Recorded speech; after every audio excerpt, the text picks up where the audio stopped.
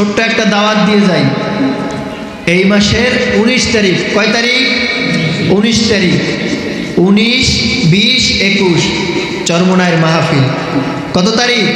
19, 20, 21 চরমোনাইয়ের মাহফিল। যাইয়া দেখবেন। আমরা বলি না যে চরমোনাই মুরিদ হন, আমাদের শায়েকরাও বলে না, বলে যাইয়া দেখে ঘুরে আসো, ভালো লাগলে যাও, না লাগলে না যাও। 3 দিনের বয়ান, মাঠে জায়গা দেয় না, নিজের খাওয়া নিজে খায়।